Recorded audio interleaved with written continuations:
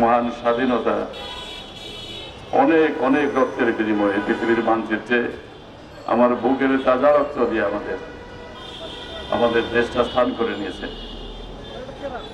কারণ দয়ার দান না, এটা আমাদের দয়া করেছে, অনুগ্রহ করেছে, দয়ার দান না। আজকের ভারতীয় আগ্রাসন তখন থেকে শুরু হয়েছে।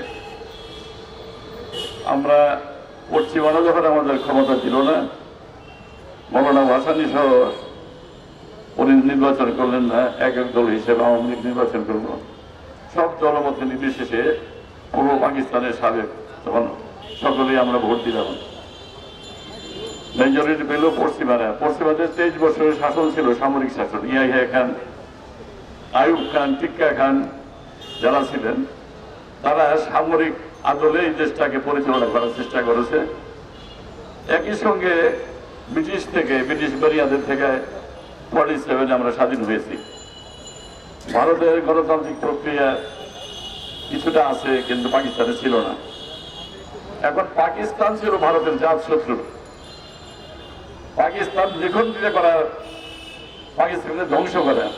আপনাদের মনে আছে 65-এর ওয়ারে আমরা যখন মুক্তিযুদ্ধে ট্রেনিং করি, উস্তাদ অমর সিং আমাদের ট্রেনিং করেছে, যেটা 3 বছর লাগে ট্রেনিং করতে, আমরা 32 দিনে করেছি। 10 বিধ্বংসী Lancer, rocket Lancer, 75 millimetre Lancer, এটা 14 ইঞ্চি লোহার দেওয়াল ভেদ করে যায়।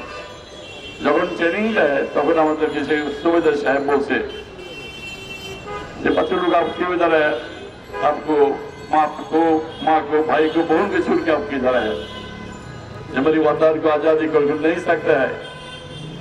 जो अभी जो हथियार हम लोग ट्रेनिंग लेता है, इसी हथियार से पाकिस्तान आपको हलाक कर दिया 65 के वार में। 450 tank in a night destroy किया, डेमोलिश किया। 450 टैंक বেঙ্গল রেজিমেন্টের সাধুরা ব্রিটিশ পিরিয়ডের তৈরি ল্যান্সার দিয়ে, ভারতীয়রা মনে করেছিল তারা পাকিস্তান এই দিল্লি করাচি দখল করে, রাওয়ালপিন্ডি দখল করে তারা ওখানে চা খাবে। তারা সেটা পারে নাই। बहुत खतरा खा दिया है। पाकिस्तान आर्मी के साथ जो मीडियम मशीन गन है, 250 राउंड बुलेट निकल जाता है पर मिनट से। বললাম যে আমরা তো জীবন দিয়ে যুদ্ধ করবো, কাজে আমরা আসছি এই কারণেই। তো ভারতের স্বার্থ ছিল পাকিস্তান দ্বিখণ্ডিত করা, তাদের জাত শত্রু দ্বিখণ্ডিত করা। আমাদের স্বার্থ ছিল স্লোগান দিতে দিতে গলায় দিয়ে রক্ত বের হচ্ছিল। আমাদের তখন স্লোগান দিয়েছিল স্বাধীনতার জয় বাংলা, একটা স্পিরিট ছিল স্বাধীনতা স্লোগানের। জয় বাংলা বললে গুলি থামে নাই, জয় বাংলা বললে গুলি থামে নাই, গুলির সঙ্গে গুলি বিনিময় করতে হয়েছে।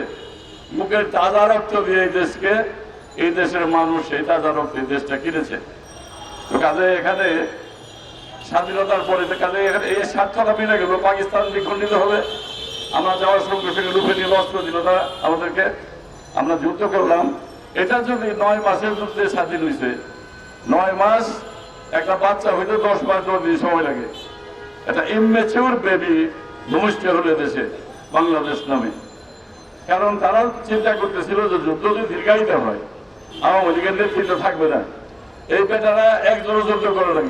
আমার বাড়ি জামালপুরে একজনের যুদ্ধ করে নাই। জামালপুরে যে জেলা পরিষদের চেয়ারম্যান ছিল, মন্ত্রী ছিল রেজাউল করিম হীরা, এমপি ছিল ইঞ্জিনিয়ার মুজাফর। তারা নতুন প্রজন্মের, মানে নতুন করে তারা মুক্তিযোদ্ধা হয়েছে, বুয়া মুক্তিযোদ্ধা। একদিন জিজ্ঞাসা করলাম, ভাই যুদ্ধ কই করছেন? কইতে আমরা অর্গানাইজার। আমি কই অর্গানাইজ করছেন? মাথার তলে চোখের তলে কোথায় অর্গানাইজ করছেন? তো কাজে এদের লজ্জা নাই। বললাম যে মন্ত্রী হলে 7 মিনিটে নাই, এমপি হলে 7 মিনিটে নাই। একটা মুচির ছেলে আমার সঙ্গে পাকমারা থেকে মানুষের নিয়ে যুদ্ধ করেছিল। ওই অধিকারটা আপনি কেন চান? আমরা যুদ্ধ করে নাই নাম লেখানোর জন্য। 1 লক্ষের উপরে আওয়ামী লীগ ভুয়া মুক্তিযোদ্ধা তৈরি করেছে। আজকের যে আন্দোলন, ছাত্রদের যে আন্দোলন, এটা কোটার আন্দোলন। কোটার আন্দোলনে দেশের একটা গুণগত রাজনৈতিক পরিবর্তন এসেছে। এখানে বলা ছিল মুক্তিযোদ্ধাদের কোটা দিবে, কোটা খেলা আর কি। আমরা কখনো কোটা যাইনি, আমরা কখনো মারি গাড়ি চাইনি যুদ্ধের জন্য। নিঃশর্তভাবে আমরা স্বাধীনতা যুদ্ধে অংশগ্রহণ করেছিলাম। এই কোটা আওয়ামী লীগের লক্ষাধিক ভুয়া মুক্তিযোদ্ধা তাদের ছেলেমেয়েদের আর্মিতে, পুলিশে চাকরি দিবে, সিভিল সার্ভিসে চাকরি দিয়ে পরবর্তী সময় দেশটা দখল করবে, তারাই ডুগডুগি বাজাবে জয় বাংলা জয় বাংলা। আওয়ামী লীগের কিছু বলতে হবে না। এবং আওয়ামী লীগের কোনো লোক ইন্ডিয়াতে যুবলীগের প্রেসিডেন্ট হচ্ছে, যুদ্ধ করেন না কেন? সকলে মরে গেলে দেশ চালাবো করা। আওয়ামী লীগ হলে দেশ চালানোর পারি, যুদ্ধ করার পারি না। কাজে এই বিনা যুদ্ধে তারা নেতৃত্ব পেয়েছিল, এর মর্যাদা কেমনি দেবে? ভারত পাকিস্তানকে ধ্বংস করার জন্য, দ্বিখণ্ডিত করার জন্য উঠে পড়ে লেগেছিল। কাজে 9 বছর না হয়ে 9 মাসে স্বাধীন হয়েছে। 9 বছর হলে আওয়ামী লীগ তার নেতৃত্ব হারাই ফেলত। আওয়ামী লীগ তাদের দিয়ে থাকতে পারতো না, কারণ তাহার মাসে একটা কমান্ডার যে স্বাধীন যখন হবে ব্রাশ করে মেরে যাবে, একদম ব্রাশ করে মেরে যাবে। এরা তোমাদের মুক্তিযোদ্ধাদের ক্যাম্পে আসে না, শরণার্থী ক্যাম্পে তারা যায় না। কাজে তাদেরকে ব্রাশ করে মেরে যেতে হবে। কাজে আজকে আমার মনে পড়ছে সেই কথাগুলো। আজকে আমরা বাঙালি জাতি হিসেবে আমরা বাংলাদেশি। পশ্চিমবঙ্গের লোকেরা বাংলায় কথা বলে, আমরা বাংলা কথা বলি। ওই সময় যুদ্ধের সময় জেনারেল অরোরা আমাদের মিত্র বাহিনীর চিফ ছিল আর কি। জেনারেল নিয়াজি পাকিস্তান আর্মির চিফ ছিল। দুইজনের বাড়ি, একজনের পশ্চিম পাঞ্জাব, একজনের পূর্ব পাঞ্জাব। এরা কথোপকথন বলে এই 94,000 আর্মি ছাড়াই নিয়ে গেছে। আমরা বললাম যারা অফিসার, লেফটেন্যান্ট, ক্যাপ্টেন, মেজর যারা আছে এখানে, ব্রিগেডিয়ার, তাদেরকে রেখে দেন বিচারের জন্য। তাদের নেতৃত্বে জেনোসাইড হয়েছে, খুন হয়েছে। তারা সেটা মানে নাই। ওই জেনারেল অরোরা ওরা কথা বলে, ওরা একই ভাষাভাষী লোক, তারা পাঞ্জাবের লোক। এই কারণে তারা তাদের মুক্ত করে দিয়ে গেছে। মধ্যে থেকে বলছে জেনেভা কনভেনশন অনুযায়ী হত্যা করা যায় না। মুক্তিযোদ্ধারা মরে হয়ে গেছিল এদের হত্যা করার জন্য, কিন্তু করতে জানি। এই আওয়ামী লীগ গভর্নমেন্ট করতে জানেন, যারা জেনোসাইড করেছে, আমার মা বোনকে ইজ্জত করেছে, গুলি করে হত্যা করেছে, বিনা কারণে লুট করেছে, বাড়ি পুড়িয়েছে, আওয়ামী লীগ তাদের রক্ষা করে সেই সেনাবাহিনীকে সেই ভারতের সেই লেফটেন্যান্ট জেনারেল অরোরার মাধ্যমে পাঠিয়ে দিয়েছে। আজকে ওরা তো স্বাধীনতা চায় নাই। এদেশের জনগণ যদি এভাবে বলে, আমি খবর শুনেছি 24 মার্চ রাত্রি 11টায় টেলিভিশনে যে আলোচনা পশ্চিমাদের সঙ্গে ফলপ্রসূ হয়েছে আলোচনা। তাহলে 25 তারিখ 26 তারিখ ক্র্যাকডাউন হলো কেন? তার মানে শেখ মুজিব পাকিস্তানের প্রধানমন্ত্রী অথবা প্রেসিডেন্ট হতে চেয়েছিলেন, এই কারণে অপেক্ষা করেছেন শেষ পর্যন্ত।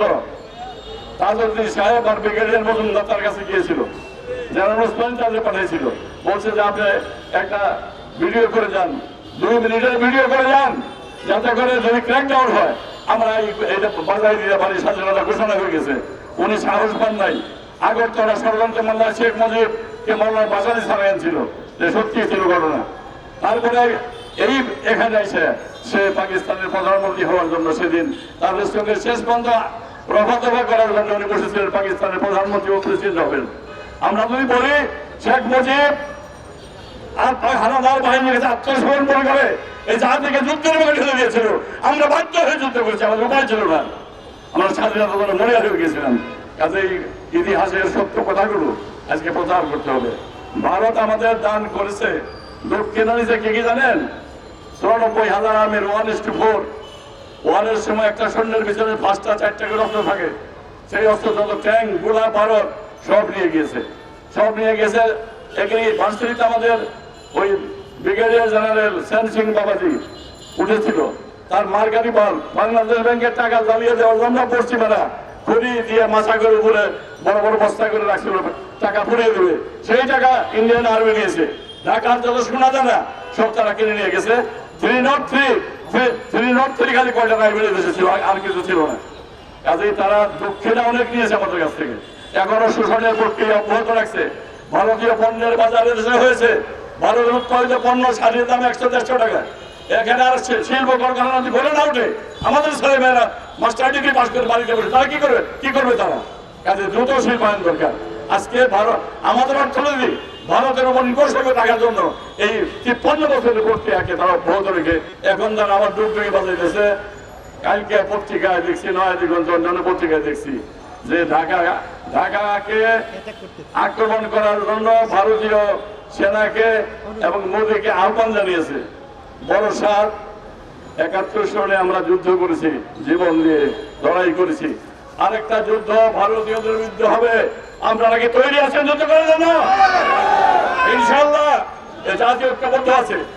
আজকে যারা ছাত্র আন্দোলন করেছে, বৈষম্যবিরোধী ছাত্র আন্দোলন করেছে, তাদের আমি আহ্বান জানাবো তারা সকলে আর্মস ট্রেনিং নিয়ে এখন থেকেই এই জাতির যারা যুবক ছাত্র আছে তারা আর্মস ট্রেনিং দিবে। এই জাতি ঐক্যবদ্ধ হয়ে আক্রান্ত হলে জীবন দিয়ে স্বাধীনতা রক্ষা করবে ইনশাল্লাহ, আমরা আশা করি এটা। কাজে আজকে আমাদের আরেকটি কথা আমি বলতে চাই, শেষ করতে চাই। খন্দকার আব্দুল হামিদ উনি ছিলেন কলামিস্ট, জিয়াউর রহমানের শহীদ রাষ্ট্রপতি জিয়াউর রহমান ক্যাবিনেটের মন্ত্রী ছিলেন, উনি যুবমন্ত্রী। উনি একটা সেমিনার করেছিলেন বাংলাদেশি জাতীয় রত্ন করে। আমরা পশ্চিমবঙ্গের লোকেরা বাংলায় কথা বলি, আমরা বাংলায় কথা বলি, তাই বলে এবার বাংলা ওপর বাংলা মিলে যাওয়ার কোনো সুযোগ নাই। সুযোগ আছে? সুযোগ নাই। আপনারা দেখেছি উনি সেমিনার, সেই সেমিনারে আমি একজন ছোট বক্তা ছিলাম। আপনারা দেখবেন ওদের সংস্কৃতি, ওরা মূর্তি পূজা করে, ওদের ধর্মটা হলো religious part of their culture.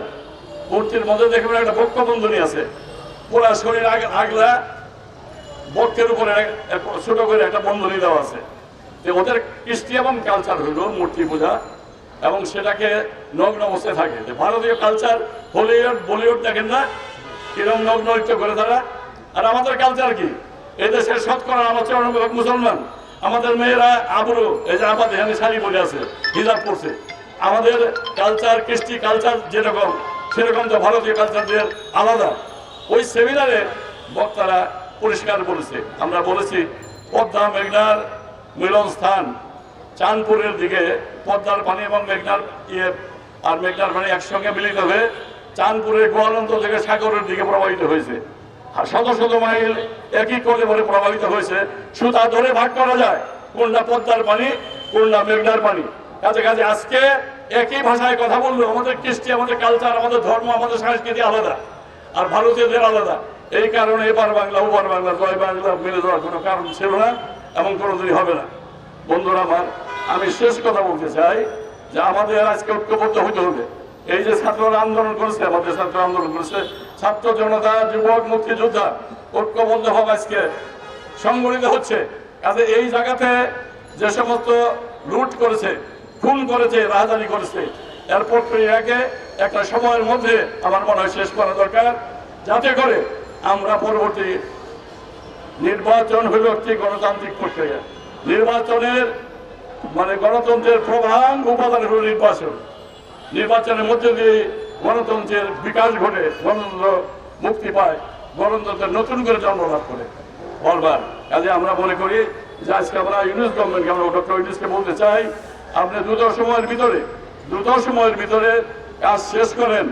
যদি 20% থাকে তাহলে সেটা পরবর্তী করে তান্ত্রিক সরকার সেটা ইনহেরিট করে তারা এগিয়ে যাবে ইনশাআল্লাহ। জাতিকে ঐক্যবদ্ধ করার জন্য যারা আমাদের বাংলাদেশি জাতীয়তাবাদের ন্যাশনালিস্ট যারা, তাদেরকে আহ্বান জানাবো। শহীদ রাষ্ট্রপতি জিয়াউর রহমান জাতিকে ঐক্যবদ্ধ করেছিলেন, আজকে বেগম জিয়ার নেতৃত্বে, তারেক জিয়ার নেতৃত্বে আজকে জাতিকে সেই ঐক্যবদ্ধ হতে হবে।